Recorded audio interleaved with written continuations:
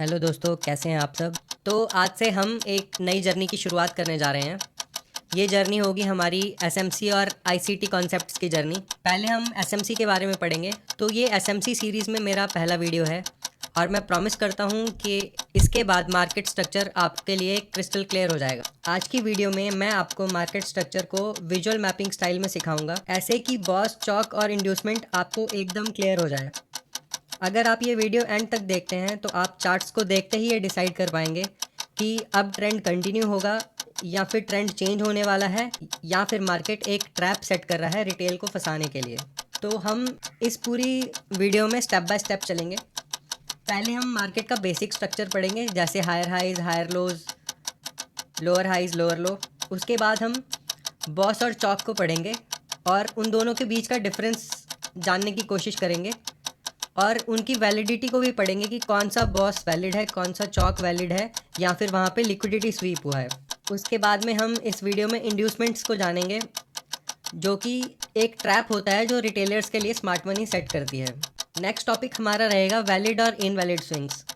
दोस्तों, स्विंग जो है वो पूरे मार्केट स्ट्रक्चर का एक सबसे इम्पॉर्टेंट पार्ट है, क्योंकि अगर आप एक भी स्विंग गलत मार्क कर देते हैं, अगर आपने किसी गलत स्विंग पे बॉस या चॉक या इंड्यूसमेंट मार्क कर दिया, तो उसके आगे का आपका पूरा स्ट्रक्चर मैपिंग जो है वो गलत हो जाएगा।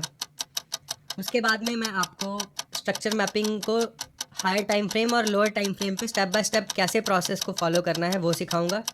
फिर मैं आपको कुछ रियल टाइम चार्ट्स एग्जांपल्स पे दिखाऊंगा कि कैसे हम स्ट्रक्चर मैपिंग करते हैं। और इस वीडियो के एंड में हम कॉमन मिस्टेक्स को डिस्कस करेंगे जो कि एक ट्रेडर को अवॉइड करनी चाहिए जब वो मार्केट स्ट्रक्चर की एनालिसिस करता है या फिर जब वो मार्केट स्ट्रक्चर को मैप करता है। सबसे पहले अब हम मार्केट स्ट्रक्चर का मतलब समझते हैं। ये होता है प्राइस का नेचुरल हाई और लो साइकिल। तो ये तीन चीज़ों से बनता है दोस्तों। पहला होता है ट्रेंड डायरेक्शन, कि ट्रेंड किस डायरेक्शन में जा रहा है। दूसरे होते हैं हमारे स्विंग पॉइंट्स, क्योंकि मार्केट स्ट्रक्चर को मैप करने के लिए या फिर ड्रॉ करने के लिए जो सबसे इंपॉर्टेंट चीज़ है वो है स्विंग पॉइंट्स। और तीसरा होता है प्राइस एक्शन का सीक्वेंस। तो अब हम पहले ट्रेंड डायरेक्शन को देखते हैं। ट्रेंड तीन तरह का होता है, एक होता है अप ट्रेंड, एक होता है डाउन ट्रेंड और एक होती है साइडवेज मार्केट या फिर रेंज बाउंड मार्केट। तो जो हमारा अप ट्रेंड का फॉर्मेशन होता है वो कुछ इस तरह से होता है। मार्केट मूव करती है, फिर एक हायर लो बनता है, फिर हायर हाई बनता है, हायर लो बनता है, हायर हाई बनता है, हायर लो बनता है।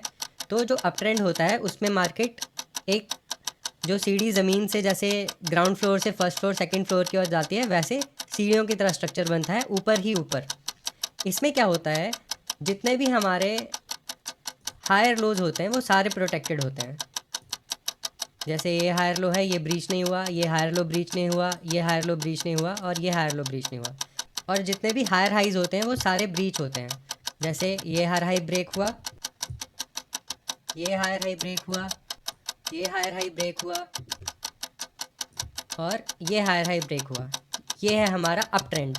जो हमारा डाउन ट्रेंड होता है उसमें लोअर लोज और लोअर हाइज का फॉर्मेशन होता है। जैसे मार्केट जब नीचे आता है तो हम उसको लोअर लो कहते हैं, फिर मार्केट ऊपर जाता है उसको हम जो स्विंग बनता है लोअर हाई कहते हैं, फिर लोअर लो, लोअर हाई, लोअर लो और लोअर हाई। जो हमारा डाउन ट्रेंड होता है उसमें क्या होता है दोस्तों, हमारे जितने भी लोअर हाइज होते हैं सब प्रोटेक्टेड रहते हैं। जैसे ये एक लोअर हाई था, ये प्रोटेक्टेड है, ये प्रोटेक्टेड है और ये प्रोटेक्टेड है। और इसमें जितने भी हमारे लोअर लोज होते हैं वो ब्रीच होते हैं। जैसे ये हमारा लोअर लो है, अब आप देखिए ये ब्रेक हुआ, इसमें बॉस हुआ, ये एक लोअर लो था, ये ब्रेक हुआ, उसके बाद में ये एक लोअर लो था, ये ब्रेक हुआ। तो जो हमारा अप ट्रेंड होता है उसमें हमारे जितने भी हायर हाइज होते हैं वो सब ब्रेक होते हैं और मार्केट ऊपर की ओर जाता है। और जो हमारा डाउन ट्रेंड होता है उसमें सारे लोअर लो ब्रेक होते हैं और मार्केट नीचे की ओर आता है। और तीसरा जो हमारा ट्रेंड डायरेक्शन होता है वो होता है रेंज बाउंड मार्केट। इस मार्केट में मार्केट का कोई ट्रेंड नहीं होता, market randomly up side down side move करती है, पिछले पीओआई या पिछले स्विंग की लिक्विडिटी लेते हुए बिना किसी डायरेक्शन के मूव करती है।